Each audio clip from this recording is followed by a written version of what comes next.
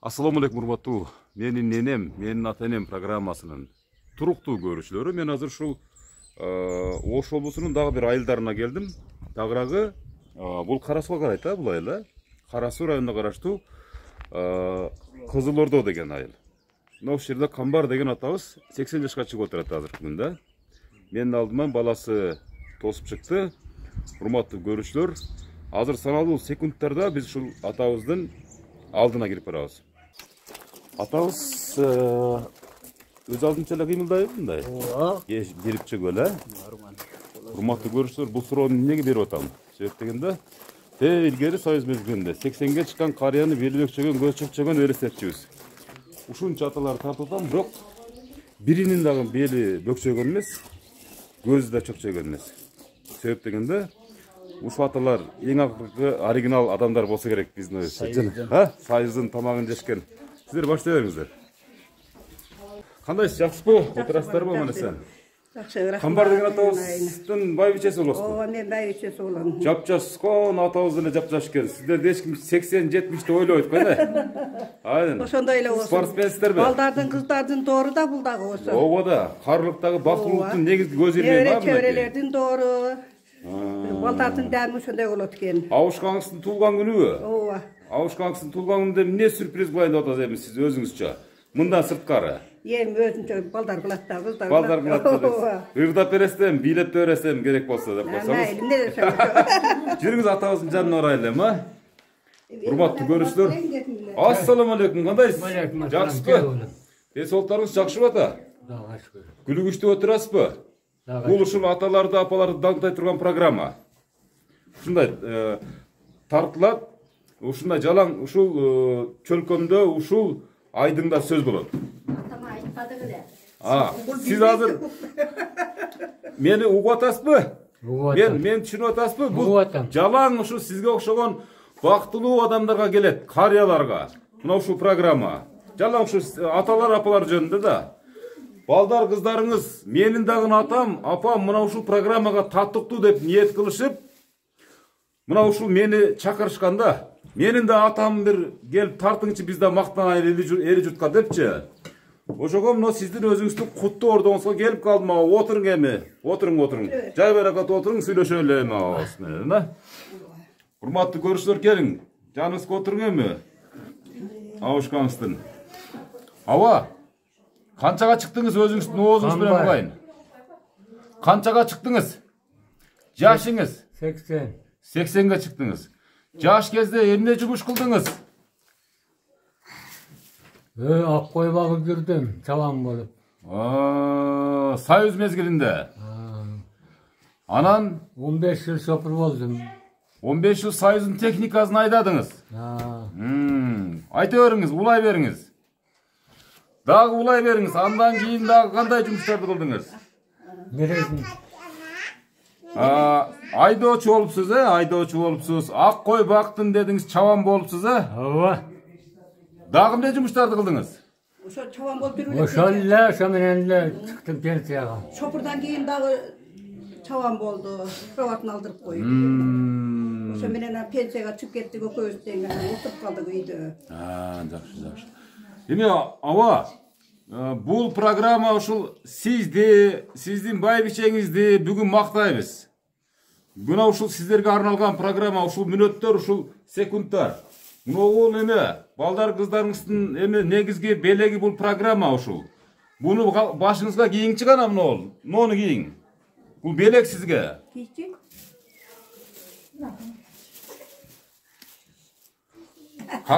Караңчы бу ниеттин түздүгүн. Форма отурдубу форма? Саз келдиби? Ооба. Саз келди. Эми муга намаз окуйсуз. Бул эң улуу мусулманчылыкта бир каражаттардын бири да. Куру келбестен ушул көтөрө келдик. Андан кийин бул тортуңуз байбичеңиз менен жаштакай ысык чай менен жеп коесуз, торту. Рахмат. Эми урматтуу көрүүчүлөр, бир аз бакылдап шакылдап эмне эле алып баруучу бакылдап деп ойлоңуздар. 80 жашка чыгып көргөндөн кийин анан өзүңүздөр да билесиздер. Абабызга бир аз катуу сүйлөгөнгө туура келип атат. Канча бала, канча небереңиз бар? Kudağa şükür tüzükleyen aytkan menen bolbaytan. Baldardın sanını айтып koyun yok degende. Aytsan maktangan bolasın, ne kılarsın? Oy, maqtanış gerek. Mına uşul programmada maqtana turgan programa bu. Kudayın bergen jakşılar, bardıklar. Kança balаңыз, kança kızыңız var? Şunu aytın maqul. 5 uğulumuz var. 5 kız 3 uğul, ha? Batır endeke sayın, ha? Bir balam 74. balam жылқы балам өтіп кетті, оның 4 баласы бар. Değişim 9 versin. ele. 9 balаңыз бар эле эмес, ha? Батыр эне статусын алгаспы? Алған, орденнен алған. Ордени да бар, медали да бар, ha? Бәрі бар. Жыл сайын ушул жергиликтүү бийлик сыйлап турат. Жакшы эне. Эне, мен сизге суроо берейин. Экөөңүздөр бирдей жооп берип туруңуздар, абабызга жеткирип турасыз. Мына өзүңүз ушул абабыз жөнүндө айтып бериңчи. Абабыз кайсыл жактын кантип табышып калгансыздар, каяктан келди абабыз? Абабызды кантип жактырып калгансыздар? Ошондон баштаңчы. Кодогочун эле болот. Мен Каратайлык болом, Карачкелек. Аны эми биздин малыбызда көрүшүп сүйлөшкөндөр болбойт эле да. Ортомчу болуп эле буякта бир көлөн алып келип эле табыштырып койгон. Талатыштан көйнөкчөн жеңелер пайда бола калды да бир паста. Кудайга шүгүр өнүп өсүп, ушунда балалуу болуп, өнүп өсүп, небере чебере көрүп өтүп калды. Кудайга шүгүр балам. Эмне жумуш кылдыңыз эми ушул балдар чакканын багам деп? 8 баланы багыш деле оңой эмес го. Балдарды бактым, анан өзү көчтү, гүлдүй көчтүк. Журт котордук. Koy bakkandan alaya barat gel, çölge geletken degende. Uşentip жүрдүк. Жакшы. Азыр эми балдардын канчасы бул Кыргызстанда, канчасы сыртта жүрүшөт? Балдарым эми кыздар, балдардын баары ушу жерде азыр неберелерим жакында келди. Анан бир кызым бар Москвада. Ошол неме кылды да. Ошол бул демилген ишке ашыргандардын сап башында ошол кызыңыз турабы? Ооба, Москвада бир кызым. Биз мына ушул эжелерге берели. Себеп дегенде сыртта жүргөндөрдүн убакыты аябай тар болушат, ошон үчүн урматтуу эжебиздин аты ким? Назгүл. Назгүл эже. Назгүл эже, бул менин программасы көрүп аткан чыгарсыздар. Ат жөнүм Мырза Казимкулов. Мен азыр сиздин ушул жерде төрөлүп чоңойгон куттуу ордоңузга келдим. Менин маңдайымда сиздин бейишиңиз турат. Апаңыз менен атаңыз. Мынакей Камбар атабыздын 80 жашы менен деп бүгүн мактанайлы, даңктайлы дегендей учурашың, сүйлөшүң абабыз менен. Назгүл кызыңыз. Угуп атасыңбы? Укту. Кызым.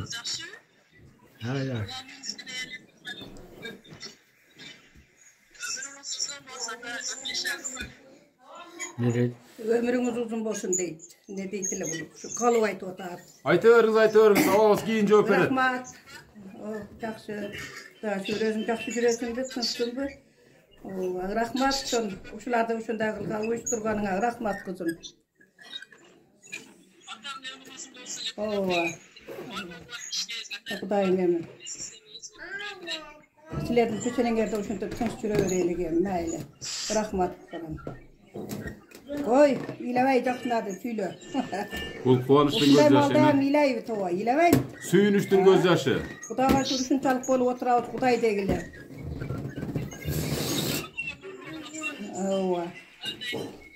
Рахмат кызым, рахмат. Көптү.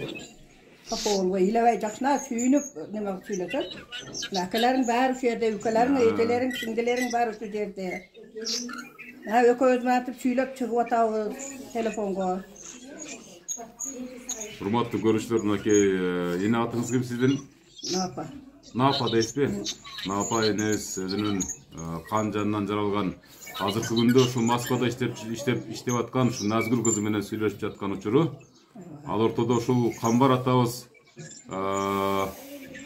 кубанычын сыртынан билдирип ыраазы болуп турган чагы эне. Өктүрем, жакшы ойноп күлүп, жакшы жүрө бер кызым, рахмат. Сен дагы ойлогон ой максатыңы Алла Таала берсин. Рахмат кызым, рахмат. Мына, атеш, эчең менен сүйлөшпү. Айтканың келсин. Рахмат, айтканың келсин. Окей. Урматтуу көрүүчүлөр, бир гана перзентим ушул Москвада жүрөт дейт, калганы ушул жанымда дейт. Азыр эми келиңиздер. Атабызды куттуктагандар барбы, же ошак баралыбы? Азыр өзүнүн үкөлөрү келет эле да, келишпеди го. Бул саат 3 болду. Урматтуу көрүүчүлөр, биз ушул Ана неберелери эшикте жүрөт го, келбейби баары. Кызыл Ордо деген айылга келип, ушул Камбар атабызды сүйүнүп жаткан учурубуз. Камбар ата, өзүңүздү кандай элестетип атасыз? Туулган күндү сюрприз жактыбы ушул Москвада кызыңыздын, ушакта балдарыңыздын ушундай сюрпризи жактыбы? Кудайым ушу күндөрдү жеткирип, ушу жашоого келгенине мен өтө чоң ыраазымын.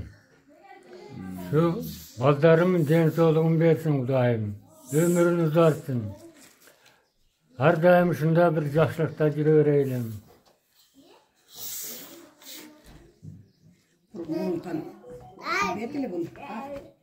Hiç kim aytkan emes. Gelet. Soyuz ubagында Soyuzdun adamdары programmaga tartılgandı, tasmaga түшкөндү жаман көрчү эле ал убакта. Түшүндүрүп койсоңуз эне. Ооба. Омалда болгон эмес да. Ушул 80 жашка чыкканга чейин дагы кантип сүйүнттү балдар кыздарыңыз? Эсиңизде калдыбы ошол бир туулган күндөрүңүздө да ушундай бир сюрприздерди уюштурган учурлар? Көп эле болду. Көп эле болгон эми. Жылда туулган күнүн кылабыз муну. Бул себеби бул 43-жылы курсакта калган экен апасынын боюнда. Ana men aytып берет эле. Соғыш күчөп турган маалда. Ата деп чоңойгонсуң, 43-жылы мен ата деп Озман ата деген сөз чыккан эмес дегенден эле ушу балдар Кудайга шүгүрсүн жарагандан бери эле жылда туулган күнүн кылып беришет. Жылда ошо кылат. Ana быйыл 80ге толуп калды дегенден түзүгүрөк кылып үкөлөрүн чакырып айтып койгон. Анан аз күндө мына кичине балам той кылам дейт. Элге ошондо 80 жашка чыкты деп жарыя кылып тойдо кочуп коелу дедик да. Эне азыр ушул тартылып аткан программа ошол энебиз сиз өзүңүздүн тилегиңиз бар турбайбы? Мына Кудай бурса чалымын 80 жылдыгын дүңгүрөтүп бир ресторанда да бергин бар депчи. Ошол мезгилде мына ушул тасманы коюп бериңиз элге журтка. Аябай чоң белек болот. Абабыз үчүн дагы, абабыздын эң жакындары үчүн дагы. Себеп дегенде мына ушул программа атабызга дагы, сизге дагы дары болот. Эч качан ушул программага тартылгандан кийин миңдеген ушул энелер тартылат мен. Өтө бир касиеттүү программага айланып калды деген ойду айткым келет да. Урматтуу көрүүчүлөр, азыр мени өз менен атабызды бир аз эс алдыралы, жанатан бери суроо бере берип, атабызды да бир аз чарчатып койдук окшойт. Азыр эми мынакей дагы бир атайын бир көрсөтүп коеюн деп атам. Себеп дегенде көргөндөн кийин айтпаганга болбой жатат. Мындай сонун торт уюштуруптур мынакей. Бул жагынан окуйлар мисалы. Чоң ата дейт. 80 жаш кут болсун дейт. Буну эң чоң мына кызы жасады. Сиз жасадыңызбы? Өз колдоруңуз менен. Маңдай териңиз менен. Кана ушул Москвадагы анарадан кем калбайт ошо. Москвада иштеп келди. Анда эмекеси иштеп келди. Мындан дагы сонун торттор жасап элге сатасызбы? Ушундай бир ишкерлик менен алектенесизби? Же чоң атаңыз үчүн эле? Чоң атам менен чоң энем үчүн. Мына урматтуу көрүүчүлөр. Болот эми азыр бала багып шарты жок. Турмуш шарт калышты. Кана ушу бир тилегиңизди айтыңыз, эми тортуңузду мактап калдык. Чоң атам менен чоң энемдин өмүрү узун болсун, ар дайым ушинтип 100 жылдыгын белгилейли кийинкиде. Биз дагы ушу чоң атам менен чоң энемдин жашына жетели. Сиз пешенебизге бар болсун, баардык тууган уруугубуз. Кантип жакшы көрөсүз чоң атабызды? Кандай өзгөчө сөз касиеттери менен бар? айтып жеткире алгыс. Чоң атаңызды мактаңчы гана. Өтүп коюлу. Калганы жүрөк менен, Калганы жүрөк менен мынакей. Ооба. Сөз менен жеткирип айтуу кыйын дейт мынакей. Дагы бир небересинин Жакшынакай сөзүнө ортоктош болдук. Урматтуу көрүүчүлөр, агач Чоң атам менен чоң энем колунда өскөнбүз. Ошон үчүн биз ата апа деп Чоң балам балдан баарын өзүм баккам. Мынакей урматтуу көрүүчүлөр, мына ушундай көрүнүш дээрлик Кыргызда 100% десек болот. Мына энем эмес, апам дейт. Айтканың Апабыз канчага чыктыңыз сиз, эгер сыр болбосо? 70. 70 siz 100'gө жөнүнө чыгасыз эне. Көрүлө турабыз. Айтканы кетим болом. Ооба. Кудай буюрса ошол күнүндө бакылдап келип калам ушу алдыңызгачы. Балдар кыздарыңыздар ушундай чакырып. Кудай кааласа 100гө чыксаң келесиң. Ооба да. Өзүң аделин эле бир кой сойдуруп берем. Болду мына урматтуу көрүүчүлөр. Напа энебиз Напа энебиздин сөзү мына ушул тасмада сакталып кала турган болду. Кааласа. Кийинки келеринде, кийинки жакшылыгында бир кой жеп кете турган болду. Аделин өзүң жейсиң. Келинге жейми, сиз да кимиси болосуз ушул. Чоң келин, ушу кыздын апасы. Сиздин берген эң алгачкы чайыңыздын кудуретин караңчы. Атабызды жаш сактап, энебиз андан бетер жаш сактап, кандай секретный тамактарды бердиңиз эле башында? Энебизге бир жакшынакай бир өзгөчө бир тамактарды берген окшойсуз, а? Картайбай турган. Мен ушу эң чоң келинимен. Мына келгениме 93-жылы келген экен. Быйыл 30 жыл болду да. Каяктан келдиңиз эми ошондо? Каратайлык болом өзү. Каратайдан келдиңиз. 18 жашымда келгем. Мына 48ге чыктым, Кудай кааласа. Көз жакшы ачылып электе келген экенсиз да кыскасы. Ошо кайне кайнатам, атам менен апам. Ошолардын жакшылыгына мен мынантип жаш болуп эле жүрөм. Ошондо дагы 18 жаштай болуп. Энебиз экөөңүздөр подружка экенсиздер да. Ооба. Кээде дос болуп деле бир жака бара бересиздер, чорника сыйрап. Азыр только мени эрчитип чыгат. Башкалар десипейт. Ооба, чоң келини деп. Сиз эми орун басарга айландыңыз да. Ушулардын урматын көрүп жүрө берели биз дагы. Ушулар бактылуу, карылык каалайм, өмүрлөрү узун болсун. Биз дагы ушулар биздин пешенебизге ар дайым бар болсун, дагы узак өмүр сүрүсүн. Кудай кааласа кызым айткандай 100 жылдыгын белгилейле. Кудайга шүгүр, 5 балам бар. Натып чоңум ол, бул экинчи кызым, одан ол чоң уулум. Кудай кааласа бул балам менен быйыл үйлөсөк, чоң атасы ушу 80 жашында. Şu balamın toyları, şunday toylardı görüp жүрөбүз. Atam менен апам да, Кудай кааласа. Ошолар да көрдүң көрдүм. Ушулардын жакшылыктарын көрүлө, Кудай сактасын. Бейшаке ондой жаман немелерин укпадым, ушу 30 жылдан бери. Ушу өзүм кызындай эле болуп жүрөм. Кудайга шүгүр. Урушпайбыз да. Жакпашпадыңыздар. Жок, Кудай сактасын. Айтып атам го, 20 жыл дегенде бөлүндүм. Араң ыйлап чыктап зорго ажыраштым десеңиз. 20 жыл жашашты деле ойлоп. Урматтуу көрүүчүлөр, карабайсыздар. Мына ушул эжебиз мына келин болом, келин эмес, кыз болом деп турат. Мен ошончо жыл отургандырмын. Ооба да, албетте. 20 жыл деле оңой жыл эмес. Сиздин ар бир айткан сөзүңүз сабак да. Жаштыгым бүт ушул үй бүлөдө өттү, Кудайга шүгүр. Жаштыгыңыз бүт дегендин арасында жаштыгыңыздын эң бактылуу учурлары. Ооба. Ушул үй бүлө менен өттү да. Азыр. Азыр деле Кудайга шүгүр бөлүнүп.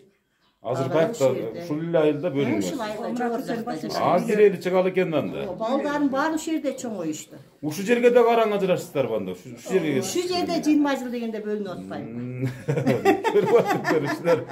Бул болсо дагы ушул тыгыз мамилени, ушунчалык баягы уюткулуу мамиленин белгиси деп сыпаттайлы. Себеп дегенде мына урматтуу келиндер, мына ушул атыңыз ким? Атым Сонун. Сонун энебиздин сонун кептерине мындай жүрөктүн түпкүрүнөн орун берип коюңуздар. Себеп дегенде мына ушул программа кийинки муундарга сонун идеологиялык жактан өзүнүн бир тарбиялык кесепетин тийгизет деген өңүттө тартыткандан кийин сабак болсун сиздерге дагы. Жуксун деп туруп тилек кылып коелу. Рахмат. Бар болуңуз, энебиздей, атабыздай болуп, көрдүң көрүп болуңуз. Кайтар дүйнө. Жашына жетейли. Албетте энебиз менен батабыз аркылуу сиздер дагы жетесиздер деген жакшы ниетте туралы. Рахмат силерге. Келиңиздер. Мына эң чоң небереси. Мына эң чоң небереси. Бул жактан эми сөз негизи мына урматтуу көрүүчүлөр, эмнеге эле сөздүн баарын шахматный кылып атат деп ойлобоңуздар. Себеп дегенде биз аралаштырып сүйлөшүүнү туура көрүп атабыз. Азыр менин маңдайымда ушул энебиздин эң чоң небереси. Келиңиз. Мен Тайта тайнемдин эң чоң кызынын эң чоң кызы болом. Аксакан небересибиз биз. Анан бул кыз 6-7 чебереси болот. Чеберелерден 6-7 чебереси. Бул менин кызым. Бүгүн ушу Тайтамдын туулган күнүн куттуктап келип отурабыз. Тайтама узун өмүр, дагы чын ден соолук каалайбыз. Тайнем экөө ар дайым ушинтип чогуу биздин дагы ак тойлорубузда, дасторконубузда, ушу төрүбүздө көркө болуп жүрө берсин. Биз ар дайым дуа кылабыз. Ушу пешнебизге тайтабыз, тайнебиз, атабыз, апабыз болсун. Ушундай туулган күндөр тосойлу. Ушу сиңдилерим айткан сөздөргө биз да кошулабыз. Құда қаласа кейінгі жаштарын, 100 жаштарын тосойды дағы. Қайтамен тайнем өмір ұзын болсын. Рахмат. Мүдөлөрүңүз, тилектериңиз сылайым ишке ассын, жаштын тилегин берет дейт. Кудайым жалгап, Кудай буйрса кайтар дүйнө сизде ушундай бактылуу карлыктын доорун сүргөн мезгилде ушул тасманы көрүп туруп өзүңүзчө рахат алган учурлар болот. Мына ушуга кепилдик берилет, сөзсүз. Келиңиздер гана. Эжебиз, урматтуу көрүүчүлөр, өз негизи Демилге Москва тараптан көтөрүлгөндүгү менен, бирок эжебиз мен менен ушул сааттарга, ушул секундтарга чейин аябай тыгыз байланышта болуп турду. Кече дагы эскертти, болгондо дагы группага жазды. Ойгоку эстен чыга элекпи Өмүрзак мырза, эртеңки минутта элексиңби деген сыяктуу. Мына сиз кимсиз болосуз? Мен атам эң чоң биринчи көргөн тум баласымын. Биринчи, улуусу дагы, сулуусу дагы мен болом деп баштай бериң, жеңтөрүн элечи. Биз 9 бир тууганбыз. Эң чоң атасы куттуктайм. Ушундай көп жашаңыз. 100-гө чыгың, мындай юбилейлердин көбүн өткөрүң. Кудайым ошо тилектериңи берсиңиз. Сиз окшош экенсиз аябай, чын-чынына келгенде атабызга, окшош экен. Мен Демек бактылуу кыз экенсиз да, бактылуу. Атам ушул окуткан, атам тарбиялап, мен атамдын тарбиясын алганмын. Атам жакшы адам. Үйлебе керек. Не бар жакшына сүйлөй. Бул сүйүнүчтүн, кубанычтын көз жашы. Ата өмүрүңүз uzun болсун. Ардайым ушундай жакшылыктарда жүрө бериң. Мен атамды жакшы көрөм. Атабыздан бир эң эсиңизден кетпеген бир окуясын айтып бериңчи. Атам эң эсте калган окуясы ушу мен бакты чоңойтту бизде, анан окутту. Ошол атамдын алып берген диплом менен азыркыга чейин мен ушул жашап атам, бала чака багып. Азыркыга чейин ошо дипломдун анын жеп атам. Кайсы тармакта иштеп атасыз ушунда? Мен мугалиммин. Мугалимсиз. Кыргыз тили адабияттан. Ошол мезгилде кесипти атабыз деп белгиледиби? Кызым ушундай. Жок, атам өзүң танда деди. Өзүң танда деп мен кайерге барсам атам мен менен чогуу жүрдү. Жыгылып калсам тургузду, экөөбүз келат. Мен жыгылып түштүм. Ошол эсте калган. Баягы окууга тапшырган Ошмуга барганбыз. Анан кийин кийимим сыйгалап экен, ошо сыйгаланып жыгылып түшкөндө атам тургузган. Анан биринчи жылы окууга өтпөй калганда ыйласам атам сооротуп, эмнеге ыйлайсың, дагы окуйсуң деп. Кийинки жылы дагы ошо газетадан кулактандыруулар чыгат эле. Атам өзү алып келип, кайсыга окуйсуң деп ошентип бактырып окуткан. Атам ошо окуткандан кийин тиричилик кылып азыр бала чака багып. Ар бир өткөн күнүн ичиңиз таарып, ата эне башкача да барбы? Анан эч качан тыйынды аябаган мага. Акчаны берген десеңиз, берип ачка жүрбө деп баба. Мага тыйынды кененики деп, ата жетет десем жок ала бер деп аш жасаган берет.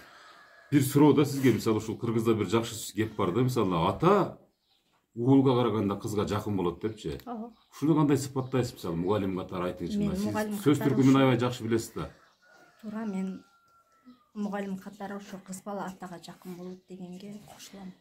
Кыз бала атага жакын болот, анан башка аталарды билбейм, мен атам кыздарга жакын, кыздар жакшы көрөт. Бардык эле балдарын жакшы көрөт. Мына эре чээрелерин деле жакшы көрөт, балдарынан да жакшы көрөт. Бирок атам ошо баарыбызга эле мээримин бирдей эле төгөт. Бардыгына бирдей эле. Бирок өзгөчө кыз кишини этияттап турат. Пайгамбарлык сапат бар экен анда атабыздачы да? Пайгамбарлык сапат бар атамда, Кудайга шүгүр. Аллага мен калла шүгүр, ата-энем пешенемде. Ушулар менин арка жөлөгү, мен атам бар деп сыйынтанып жүрөм. Атам менин апам ардайым бар болсун. Мына урматтуу көрүүчүлөр, мына бала деген бала, мына ата-энебиз болсо жүрөгү менен ушундай океандай чексиз жүрөктөрү менен мемиреп элжип эзилип турат эмеки. Албетте, мисалы балдарынын сөзүнө Бишкекке барам десем Бишкекке алып барды окууга. Атам көз жумай жүргөн, анан кызым алыс экен бул жак деп кайра алып келе берген, калтырбай таштабай. Алып келе берген, ошентип жүрүп анан окуткан атам. Ошондо дээрлик бардык эле балдарына билимди берди. Окуйм дегендердин баарына эле билимди берди. Эч нерседен кем калбады, ачка калбадыңыз. Кем калбады. Жыртык кийбедиңиз да. Жок, жыртык кийбедик, Кудайга шүгүр. андай жыртык кийбедик турмушта эч качан бир балалык доор сонун өттү. Мен кыйналбадым, Аллага миң калла шүгүр. Атам бар экен, тапканын алып келип бизге. Эч нерседен кем кылбады. Мен балалык чагым бактылуу өттү. Эже кээ учурлар болобу ушундай жоготуудан коркуу учурларында өзүңүздү кантип сооронтосуз мисалы. Мен бул эми мыйзам черемде көрүнүштү, туурабы? Ооба, андай сезимдер болот. Эми ким мурун ким кийин аны Алла билет го. Бирок андай сезимдер да болот. Өтө коркосуз. Корком. Корком, элестете албайм. Элестетиш кыйын, а? Элестете албайм. Бул дүйнөнүн керемети жоктой сезилип калат сиз үчүн. Мүмкүн мага жашоо жоктой сезилеттир, билбейм. Элестете албайм, чындыгында элестете албайм. Андайды элестете албайм. Мынакей урматтуу көрүүчүлөр, мына эң улуу кызынын эжебиздин сөзүнө мындай жүрөктүн түпкүрүнөн орун бериңиздер. Себеп дегенде ар бир ата энеге ушундай балдары, кыздары жүрөгүн арнап турсун. Жада калса ушул жанын дагы бергенге даяр кыздардан, балдардан болсун. Сиздердин да балдарыңыздар ушундай болсун. Сизге дагы кайтат эне, эже. Мына энебиз, мынакей энебизге канча атабызга канча төгүлүп атпайсызбы? Демек сиздин дагы ушундай тарбияңыздын кесепети менен, таасир аркылуу балдарыңыз да бир күнү ушинтип сизди ширин көрүп турат. Эч качан эч ким менен урушпагыла. Алыңар жетсе бирөөлөргө жардам бергиле, бирок эч качан бирөөлөр менен уруш. Бул Камбар атабыздын сөзү. Ошентип ар дайым айтып тарбиялайт эле го. Атам бизге туура эле тарбия берген экен, Кудайга шүгүр. Мен пет стажым ушу 31 жыл. 31 жыл агартуу тармагында үзүрлүү эмгектенип келе жатасыз. Мынакей эне, жанатан бери сиз дагы аябай бетиңиз кызарып, толкунданып, сүйүнүп отурасыз. Байкап турабыз анычы. Эми мына азыр атабызга ушул программанын жүрүшүндө сизге дагы бул жака дагы кичине тапшырмабыз бар. Ушул программаны такай көрүп жүргөн ушул кызыңыз билет болуш керек. Атабыз эми азыр бүгүн туулган күнүм, моюнтуп кыздарым уюштуруптур, тасмага түшүрүп атат деп өтө жакшы сезип турган чагы да азыр өзүнчө. Учурдан пайдаланып, Авушкаңызга арнаган бир куплет ырдап бериңиз эми. Бул нерсени ондай жок, ондай. Авушкаңызды сүйөсүзбү? Жакшы көрөсүзбү эне? Ондай ырдайт, оскомуз чертет. Оскомуз чертеби? Алчың эне. Жок, азыр комузу жок. Комуз жокпу? Жок, айнан, ол ырдап берген. Анда мындай суроо эне. Мейли, энелерге кыйнабайбыз энелерди. Атабыз менен таанышкан алгачкы күнүңүздү бир эске салың эми. Буну эми бирөө махабат учурунан бир суроо салбасак болбойт. Атабызды кандай таанып калдыңыз? Мейли жана жеңелерин бирөө аркылуу сүйлөштүк дедиңиз. Бирок ошондо биринчи көргөндөгү сезимдериңиз боюнча айтып берсеңиз. Атабыз кандай жигит болуптур? Мен 10 класс, 11 жок 10 класста эле бүттүм эле. Бүткөндө эле бияктан ошо апам бир касы барып болуп сүйлөшүп эле көчүрүп келгенде эле көргөнмүн. Ушунчалык ошо малда ошондой экен да заман. Жок, сулуу чазынан келген кара тору, кара каштуу ушундай болуп туруптурбу жигиттин гүлү? Ооба. Же бир аз баягы кетенчиктеп барып, жактырбай, эми кээ бир энелер айтты, ачык элечи. Ой, бул Авушканы биринчи көргөндө жактырган эмесмин. Кийин турмуш өзү эле ушинтип сүйдүрүп коет экен. Азыр мындан артык көргөн жаным жок дейт да. Мен көргөн эмесмин. Көрбөгөм, чындыгында көрүшкөн эмесмин. Ошо көчүрүп келип эле атама малыгы илгерки адам немени катуу кармайт эле да. Салтты, биздин үрп адатты, Анан кайнагам бечара ырамалык барып, кайнагам аябай жакшы киши эле. Өзүнүн шартын түшүрүп, биз экөөбүз тең жетим калып чоңойгонбуз, мындай деп таза атама түшүндүрүптүр да. Анан эле атам оратып эле жок, мен ушу кызым берем ошолорго. Жетим өсүптүр бечаралар деп эле анан экөө жетим калып чоңойгон экен. Бул ошо курсакта кайнагам жүгүрүп жүргөн бала экен. Көрсө кандай киши экен кийин? Азыр кандай киши? Авушкаңыз. Кудайга шүгүр айнанайын. Катык сүйлөбөдү, катык башка же мен аттан аттап чыкпадым, ушунча жыл болду. Кудайга шүгүр. Ушу келген барабар эле козголгонум жок. Сөзү тизине тийгенде бирок кол тийген жок. Кол дале тийген жок, таарынып кеткенде манча кагышканда о бираз да үндөбөй эле коет эле. Анан мен өзүмөн кетсем, мен да өзүм сезип калат элем. Ошол эле. Анан атам ушундай немеле да, намысчыл, атам бир урлуу журттун жакшы аксакалы эле. Şu atam yer qaratbayın dep ele oturup ele oşo menle oturup ele uşunday oturup kalıp beyçe olup kaldık. Hem Kudaga şükür aynen. Ömrüңүздөр берсин эне. Ушинтип эле жүрө бериңиздер. Мындан аркы жашоо сиздер үчүн чоң ойттуңуздар, жасадыңыздар баарын. Ордордуна койдуңуздар дегендей. Эми кайтарсын ушул балдар. Балдарым Kudaga şükür em. Bul dagы жетим мен Kudaga şükür atenem menен эле өстүм эле эң кичинеси болгон үчүн атенем кетти. Bir тугандарым кетти. Эң кичинеси эле мен өзүм ben baldarıma tayanıp oturabız ököyüzden. Men jolga çıgam azır. Bir tuğandar yok, bir tuğanın baldarı var. Ova jolga çıgam azır zamet men. Жақсы, жақсы.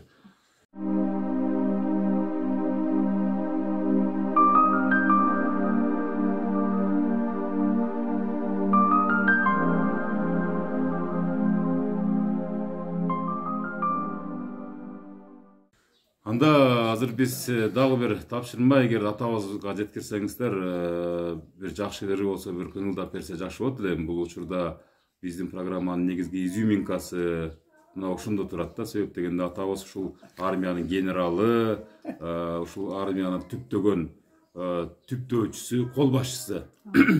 Ушул атабыздын үнү ушул армиянын гимни болуп калсын деген ниетти айтып атам. Ушу атабызга жеткирсеңиз бир эскерилер болсо дагы бир bir surap görmüştür bunu. Bir kuplet ırtap berdi ota deyim. Ne Ata. deysin? Irtap beres mi?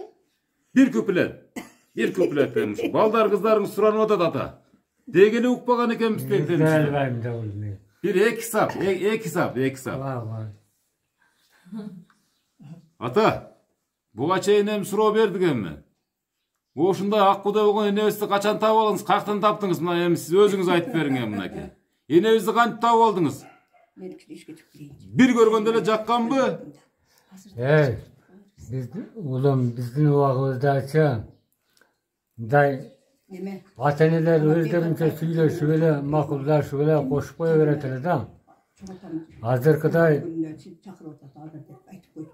suyu dep koyatken birbirin barıp özleri görüp özleri söyleşmeyince turmuşka çıkmaydı.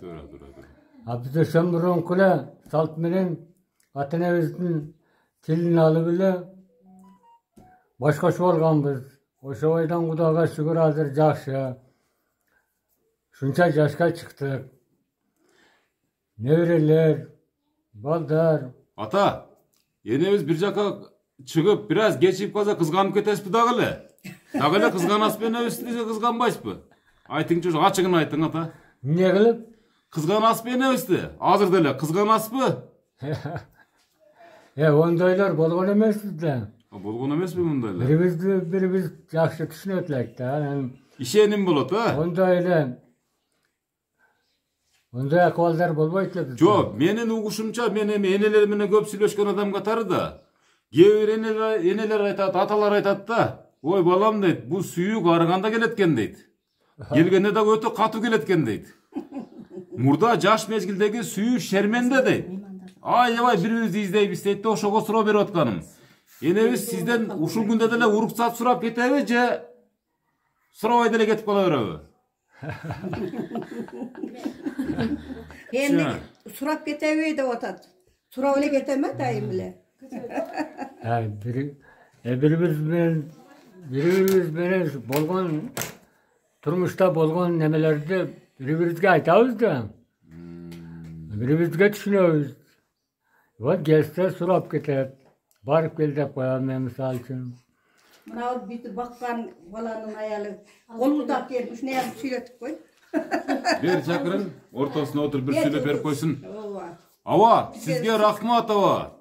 Janatan beri bir jakşı sözler söylendi bu yerdeçi. Sizdin daregingizge ukmuşsuday bir sonun sözler söylenip atat. Mına baldarınız, kızlarınız, baybiçeğiz koştap atat. Em hazır bu yerde daha bir gelinim var deyt. Uşu bizdi bakkan balamın ayalı deyt. Hazır bizdi bagı atar.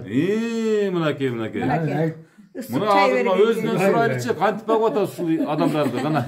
Em kalınızdan gelisince hareket kılıp silahın hareket. Kanday tamaklar jakşı görüyoruz şu iki adam. Tamakta barın ile jakşılayını ver. Yılgabay. Atala kızamları çöğretip koysanız. Эми бир мактаңчы мына кайненеңиз менен кайнатаңыз маңдайыңызда турат. Эми бетме-бет келип калган учурда бир жүрөктөн чыккан, эч кимге айтпаган сөздү. Болгон эле сөздү айтып мактабай. Жаман болсо жаман деп анча кошуп коер экен. Кеде мындай депчи.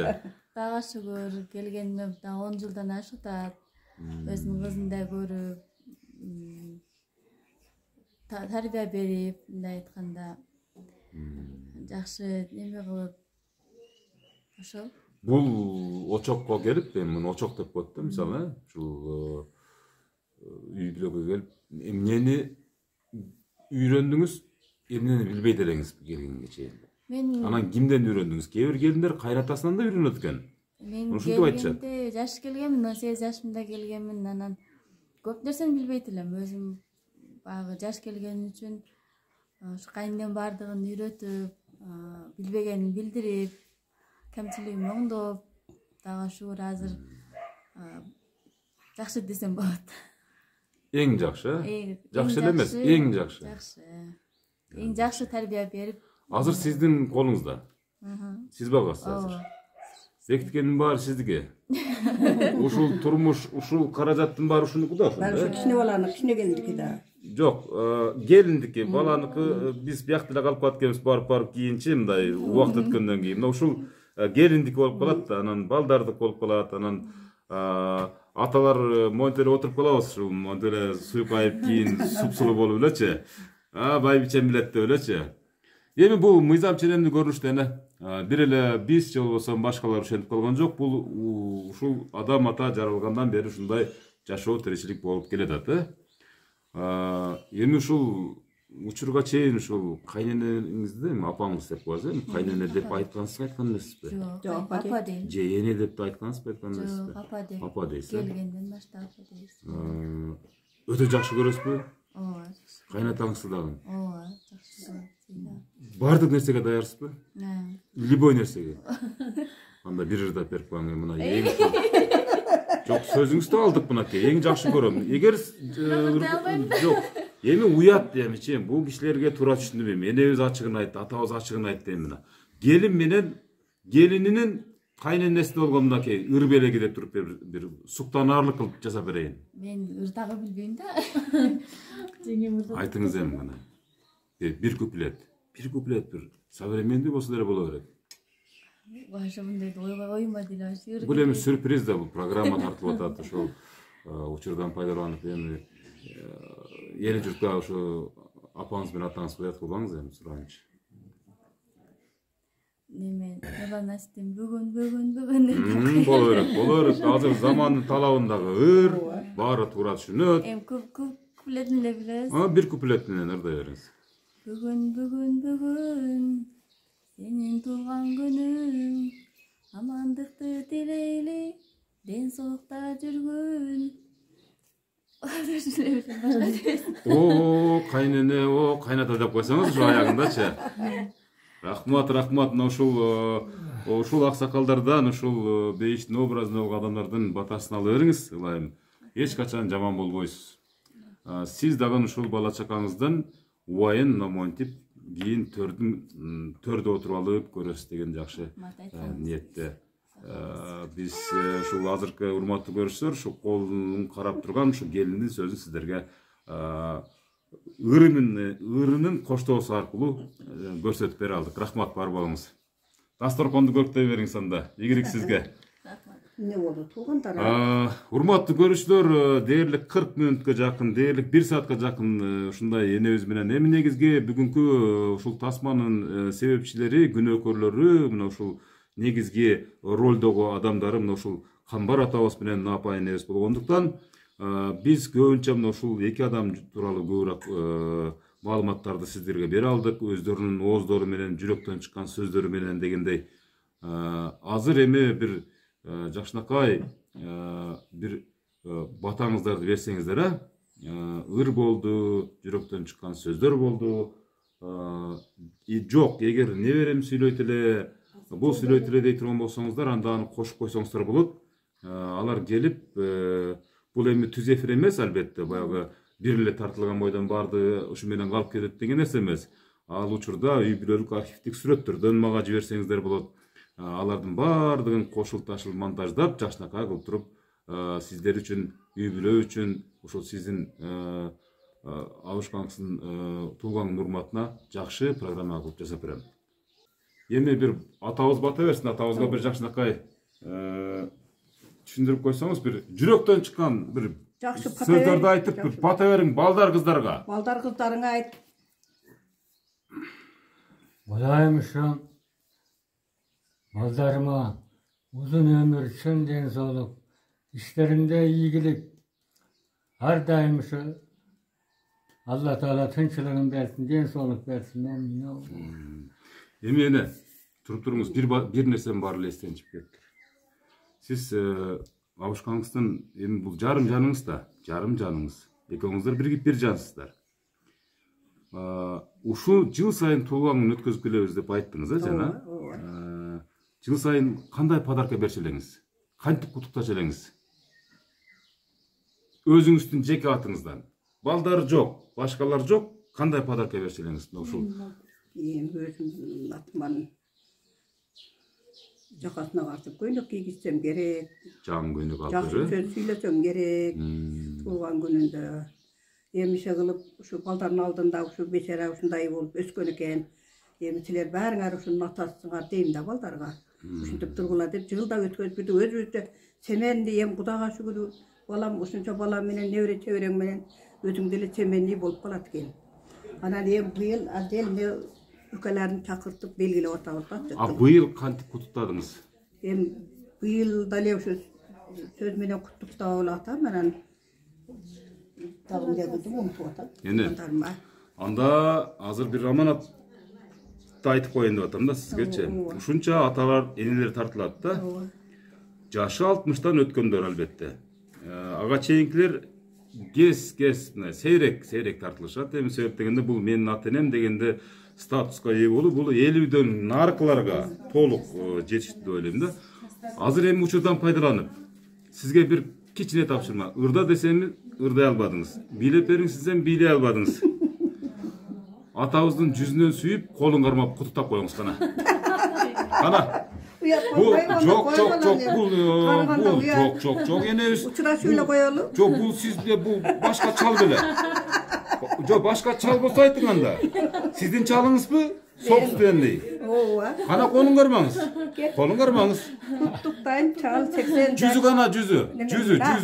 Койсо байланайын, onu уят болбойт. Жок, коюңуз, уят болбойт. Анда сиз эми жүздө сүйүп коюңуз. Эне, бул эч кандай баягы биздин менталитетке же болбосо биздин каада салтты бузуучу нерселерге же көрүнүшкө жатпайт. Эне, бул болгону сиздердин ушундай бир мамилеңиздердин сүрөттөлүшү аркылуу кийинки күн тарбиялансын. Мисалы, жаш кезде дагы ушинтип жүрдүңүздөр да, кол кармашып, жүз сүйүшүп дегенде, жүрөктөрдү сүйүшүп. Мына азыркы мына ушул бир эме далилдеп коелу деген максаттан айттык. Урматтуу көрүүчүлөр, биз азыр жыйынтар алдында токтоп туруңуз. Сиз кызырат болбоңуз, азыр баардыгы жакшы болот. Энебиздин батасын алаардан мурда атабыз бата берди.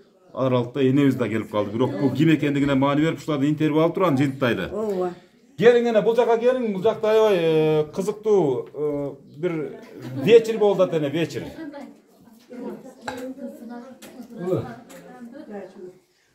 Абабыздын кимиси болот бул?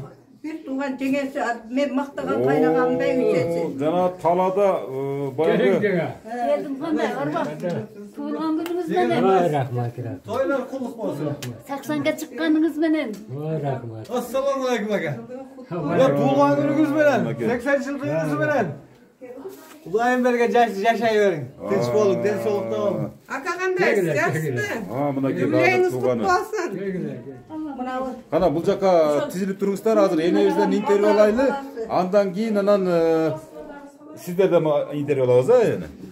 Эне кандай келдиңиз? Жакшы келдиңизби? Жакшы келдим, Кудайга шүгүр. Бүгүн Камбар абабыздын туулган күнү экен. Ушкайны менен туулган күнү. Москвадагы бир Назгүл деген кызы бар, Мына ошол бул жактагы балдар кыздары биригип, ушул менин энем деген программа бул, менин ата-энем деген программа. Ушул программага менин дагы бейиштерим татыктуу деп, мына ушул азыр тартып аткан учурубузда Ана сизди жеңесі болот деп калды. Ооба, мен жеңесимин. Бир мезгилдерде парпыраган көйнөктү кийип, Талатуска алып барып, ушул аксакал менен сүйлөштүрүп, ушул жака берип берген бир ушу жеңелер болчу илгери.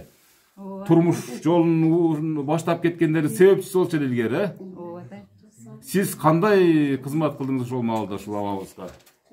Же бул жака энебизге дегендей. Бул маалда буба кайныма кызматты менин колума жашында келген. Бул аусунум 17-18 эле келгенсин, колума. 17 жашта эле. Ошондо келген. Келгенден кийин бир уроо кой алып тагалага койго кой бакканбыз. Кайныма өзүм ушул жерде чай кылып, өзүм карап, өзүм бакканмын аусунун көнү. Жайлоодо жүргөнбүз. Ушу Ondan yine balalı çakalı oldu, avar oturlu oldu. Anam bölünüp özlerince hem bir vura koyalı, özlerince hem çağım olur, özleri hem işledi. Bizden bölünüp. Şuraya Kudaymışız, yaşlığa geldi. Qanday adam bolgon o? Qayningiz? Жақсы адам болған, жақсы мінайын, сылық, балдарга мейірімді болған. Аусыныңыз туралы айтыңыз енді. Аусыныман бір көздесесіңді де олып жақсы жүргенбіз. Бұл Қанбегін төрөп, мен Нұргүл қызымы төрөп үшін қазанымыз бір болған, оқатымыз жатақханабыздан біле бір болған. Тірилігіміз жақсы болған. Онан кейін бұларға бияқа үй салып өліп, біз ояқта ешмеде қалғанбыз, жақсы тұрмыш қылғанбыз. Жақсы отырғанбыз, аусынымы көздесесіңді де олып. Өзіңіз қаншаға шығып қалдыңыз әне? Өзім 84-ке шықтым. 84-ке шықтыңыз ба? Ооба. Абабыздан 4 жаш чоң кестен да? Абабыздан 4 жаш чоң кес. Эми бир кутуктап коюң эми. Жегирде бериң эми ушерде бир куплет эми. Кайныңызга туулган күн болуп аткандан кийин. Туулган эми турдан кийинирээк туулганбыз эми. Илгеркилердин ыры көп болчу эле да, эксклюзив. Жаштардайт, анан илгери бизге дагы эле жүргөнбүз. Калоо тилек айтың анда. Абабызга арнаган бир жакшылыгга жүрөктөн чыккан калоо тилек. Кала тилегим өмүр узун болсун, келечеги кең болсун, ушу бала чакасын күнү күчүн тойлор кылып, ушу тойлордун ичинде жүрө берсин, небере чеберелерге той кылып, бактылуу чалдардан кемпирөкө жүрө берсин, бактылуу болушу. Тынч болсун, өлкө тең ушу тең ары тең карысын. Кудай 100 жашты берсин. Амина. Рахмат. Чоң рахмат. Анда келиңиздер, кийинки кезектегилер. Сарпай тапшыруу аземиен башталды көрүнөт. Мынакей жолуктарын. Кандай? Жакшы, тызбы, ден солто жакшы тойлор кут болсун. Дайым чалыңыздын шарапатында үй бүлө менен тынч жүрөр. Кандай? Тойлор кут болсун. Сиздер кимис болосуздар? Биз Гүлбаранын шаардагы кошуналары болобуз. Городской кошуналар болуптур. Той болsun. Gülbara. Bir yaka salıyor, Gülbara bize kırp veririz. Ona uçtan. Neme baktı Gülbara ne demek? Yollara Yemene Gülbara atasın, apasın uşul çölkünde Karası rayonunun Katal Savkozunda üzdürlü emgektengen baktılуу үй бүлөлөрдөн өнүп өскөн biz akamın Kambar akamı men kичинекеймен эле тааныйм. Мен Сапоздун Садырбай жактан болом. Төрөбай дегенин кызы. Ошон үчүн бул акабыз менен сыйныктанабыз. Абдан жакшы Катал Сапоздуна өтө көп жакшы эмгектерди сиңилип, бактылуу карлоорду сүрүп отурат. Эмгегин эл билет. Savkoz, rayon, ушундай Кыргызстанга таанылган, башы көтөрүлгөн бактылуу адамдар. Азыр Камбар ака 80 жаш кутман кураңыз кут болсун, өмүрүңүз узун болсун, байбичеңиз менен балдардын сый-урматын көрүп, бактылуу карлыкты Кудайым насип кылсын. Келиңиздер, сиздер да бир эки сөз кош коюңуздар. Биз мыналы Аванын кызы Гүлбайранын кошуналары болобуз, оштон келдик. Ошо ден соолук каалайбыз, тең арып, тең карыңыздар, ушу балдардын сый-урматын көрүп, Kudayım jakşı günlerde nasip kılsın, jakşılık, tınçılık olsun. Men aytkanыңыздар келсін, келіңіздер күні. Qoşulasыздар mı? Жаман соның сөз сөйлесіп келсіздер. Мен не дейсің, барак сен бактылысың, досым. Атаң бар, апаң бар. Биз мына жаш алабыздын юбилейине келип калыппыз. Сен айтпапсың досым. Биз буларды неме кылып келгенбиз да. Айшына менен Айшата ошо бактылуу каныкты доорун сүрөп, төрүңөрдө силердин сыйыңарды көрүп жүрө берсин. Sen daha baktı ol, ömrün uzun olsun. Sen daha şunday atamın apamın yaşın verip, andan daha düzgü çeyin yaşa olsun. Bugün şu kımmatlı akamimin şu bugün toğlanın kutlu olsun. 80'e çıkan yaşımından şu. Neredeyim şu bala şakasına büyündü, şu bala şakası. 40'ının günü küçün görsün bala şakasını. Nevre çevre görsün, hem kıvıra görsün. Hemen çeğime tenger karısın. Şu tapkan nemeleri özleri nasip kırıp. Dünyaları, her daim şu baktulu talay bizi yaşayışına biz dilekleşmek şu. Amin aytkanыңыздар келсін. Рахмат, сізде бар болыңыздар. Қандай ежел сізде бір екі сөз қосып қойыңыз әмі? Секер өтпей. Сөйлей албайсыз, ұрдайсыз ба анда? Сөйлей албағандар ұрда отыр. Geçemek bu ırda etsin. Келіңіз ежел, бір екі сөз қосып қойыңыз әмі. Siz kimisi olасыз? Gelin hoş olalım. Annem de unçuk oturur, zek bolu atkalıp. Ne diyeyim şu? Akam 80 yaşı kut bolsun, aka balpaygan çal bolun, jenge balpaygan bayuçe bolun, uldan urmat, kızdan kızmat görgüle. Ardayım şu yüngörden gülkü getpesin, den soluk bersin Kudayım. Da Kudaydın bergen, Allah'ın bergen yaşın kaltırbay yaşay versin akam dağı. Şu baldarın kızmatın görüp, uldan urmat görüp, kızdan kızmat görüp, aka tınç bolun dağımdan biyaka dağı. Бактылуу карлык каалайбыз, а? Ай, рахмат. Кымбаттуу көрүүчүлөр, мына ошол азыр эми бир аз кийинчерээк келген туугандары, мына эң жакын адамдары деп ошол Камбар атабыз дагы айтат дегендей. Куру колбой, куру кол келбей ала келген белектерин тапшырып жатышат. Ага. Şu çaldı, siz çıkardınız 80 yaşka çal çıkarşak kıyır. Adamlar Tur aytасыз. Tur aytасыз. Ança mınça kempir çıkar albaydı. Siz kimisi olасыз ece? Ben Kayın jurttun çoğun gelindi. Kayın jurttun en çoğun gelindi. bir tığan akasını gelin olan. Kalo tilek aytıp koyun şerden de sizin mınaki jakşı fon turat degende oğuz turat. Kanday tilekleriniz var? Tilekler öte köp. Bu tükenbögen tilekler. Cezdem şu 80 yaş yübileyi kut bolsun. Uşul yaşı özüne cüp bolsun. Şu ecemöke, töylükö, bayınız bilen baktılı olup, nevere çevrelerin jakşı toylarını görüp, jüreverin ece. Şimdi ne tileseniz Kuday tileklerinizi verin uşul üylörgö, toylarga geleylik. Ay rahmat. Atakuldu jakşı tanıyız bizde be, daim senle men görüyoruz, koptur Cezde. Ben Atakul emesmin, ben Ömürzakmın. Tinç bolsun. Kempireke baktılı. Karmaşkan kolları üzülü meken bolup dursun. Tinç bolgula. Bala şakası menen esen bolsun. Bari bibileňer menen tinç bolgula. Meyramday boluversin. Ha, rahmat eneversin. Siz kimisi olасыз? Jengesi oğlum. Jengesi olасыз. Kızdın jengesi oğlum. Enebizдің jengesi olасыз. Жақшы. Bangını kutmasın. Köp köremek Kanı canı sakmasın, den solu çıkmasın, dayanışına taşkında caylı olsun, bala çakaları benim büyütümünün batımı ten arıp başbayıcı olsun, kargan, papagan, çaldan olsun, ömrü uzun olsun, 90-100'e çıksın, dayı ömür versin. Gelsin rahmat sizlerge de. 18'e çıktır. Az yaşken az. Az yaşken deseniz ha, yürekten çıkan sözlerde aytınız yani. Kimisi olасыз? Ben kayınsı olamam. Bir tuğan. Akasından balası. Otur cezde ömrü uzun olsun, den solukta olun. Şu yaştan dağı birdi yaşayın, nevre çevrelerden, kıvırlardan, toyların görün. Ecemekten ten yaşap, ömürde bir de sürgülerin, den solukta olgular. O men. Amin aytkanızlar. Tuğanыңыздар менен ömrüңүздөр uzun болсун. Балдарыңардын жакшы күнүңүздөрүн көрүп жүрөңүздөр. Кудайым жүзүңүздөн жылмай кетпесин. Şu daha жақсы қалуын бар қалайсыз бізде. Жүзге çıkanda daha geliriz. 100 yıllık belgelerim ha?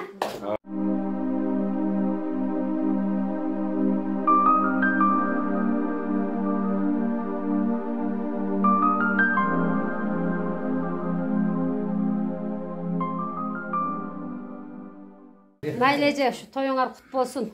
Siz dagı şu jezdemdin yaşынан жетip oldan dagı ozgon baybiçe bolun emi. Mayli bilbesem men kişine kırdap bereyim. Bir kuplet taşlap koyuңдар. Beri karap turdan. Oldu. 3 kuplet standartı. Ana başladı. Baratam toqoy aralap, balapan jününü sabalap, baldarıga imanı berseken, bergenim getpey talalabay, bergenim getpey talalap. Gelemin toqoy aralap, kekilik jünün sabalap, gelinige imanı berseken, bergenim getpey talalabay, bergenim getpey talalabay. Ay rahmat. Bolçak rahmat, çoğun rahmat. Hurmatlı görüşler, mına uşul kийинки келген коноктордон жакшынакай жүрөктөн чыккан маектерге сиздерди мен күбө кылдым. Az бул жакта бир жигит калды, ушул жигит да бир эки ооз сөз кошуп койсун. Андан кийин жакшы кадр. Ana ошондо сиздин чоң атаңыз болобу же тай атаңыз болобу? Чоң атам болот. Мактаныңыз кандай? Сиздин чоң атаңыз кандай чоң ата? Чоң атам аябай жакшы адам. Чоң ата чоң энемдин өмүрү узун болсун ар дайым. Кудайым өмүрлөрүнө дагы береке берсин, мындан да көп жашасын. Ay rahmat. Siz dagы ушундай балпайган карыя болуп, сиз да ушу батасын алып дегендей бактылуу үй бүлөлөрдөн болушуңузга биз да тилектешпиз. Туган күнүңүз кут болсун. Мындай жаштын көбүн жашаңыз, апам окуңуздар. Ушу мен атам менен апам эң жакшы адамдар да. Ушу мен ар дайым ушуларга ыраазымын. Сиз эң кичинекейсизби? Жок, эң кичинекей эмесмин. 4-кызмын мен. 4-кыз болосу? Не дейін ушу, атам ушу эң жакшы адам да. Калганы жүрөктөр деңиз, э? Калганы жүрөктөр. Ушу атам менен апам аябай ыраазымын. Бизди ушунчалык өстүрүп чоңойтуп, ак эмгек менен, адал эмгек менен багып чоңойтушту. Чексиз ыраазымын. Rahmat. Kol çap koyuz. Жақсыздар. Жүрөктөн чыккан сөздөргө ортоктош болдук. Сизди сүйлөгөн окшойт деп атпайм ба? Эң кичинекей сиз болосуз. Эрке кызы. Ооба. Мен да ушул атам ушул мааракеси менен чын жүрөктөн куттуктаймын. Ушул атам менен апамдын өмүрү да мындан ары да узун болсун. Ушул жогоруда айтылган баардык каалоо тилектерге кошулам. Эң негизгиси тынчтык болсун, жакшылык болсун. Денсаулыктары чың болсун, э? Бар болсун демекчимин. Ай, жакшы. Ата-эне тууралуу ырлар болсо бирден ырдап коюң. Мына жайым ырдайт. Жок, өзүнүн балдары, өздөрүнүн кыздары ырдасын, ошол себеп дегенде эгер ыр болсо, ата-энеге бир аз мындай жагымдуураак болот. Анан өздөрүнө да кийин мындай бир өтө сонун белек болот. Биз даярданып келетек билгенде. Дембесин сага Кудайым, бактылуу болуңулайым. Барганда 80-90го да балдардын көрүңү байын. Барганда 80-90го да балдардын көргүнү байын. Rahmat ырлардын, сыйлардын, ушундай куткулардын бардыгын тетиги төрдүн көркүлүп отурган Камбар деген атабызга жана Напа деген энебизге арналып атат. Бирисинин 50 жылдыгы, чалыңыздын 80 жылдыгы.